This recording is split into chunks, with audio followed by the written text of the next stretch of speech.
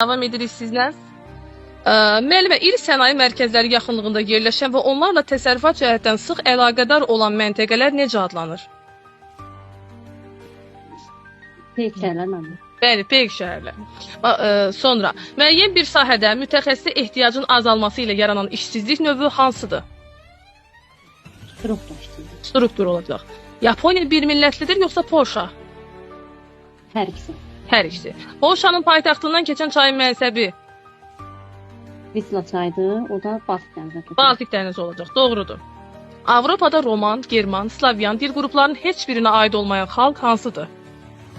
Hə, Maltaydı, Samhamiyə aiddir. Yunanlar nə Roman, nə German, nə Slavyan deyil.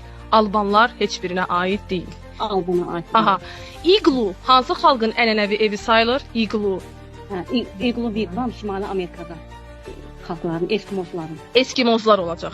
Latın Amerikası ölkələrində daha çox immiqrant qəbul edən ölkə federativdir, yoxsa unitardır? Argentinadır, bu da federativ olur. Bəli, federativ olacaq. Amerika psixoloqu Maslow'un maddi və mənəvi tələbatın ödənilməsi piramidasının ən alt mərtəbəsində olan tələbat hansıdır? Mənim olacaqdır fiziki tələbat. Bəli, fizioloji tələbat olacaq. Doğrudur. Tokaydo megalopolisin olduğu ölkədə hansı hava limanı var? Yaponiyada Haneda. Bəli, Haneda olacaq. Qingdao dəniz limanıdır, yoxsa hava limanı? Dəniz limanıdır Çində. Bəli, Çində olur. Və Çində olan hava limanının adı nədir? Şoudur. Şoudur. Aha. İri şəhər aglomerasiyalarında havanın çirklənməsi nəticəsində yaranan tüstü dumanı necə adlanır? Mənim smog adlanır. Bu da Hindistanda da var, Rusiyada da var. Bəli, Çin, Hindistan, Çində də Rusiya. var. Bu üç ölkədən biri unitardır.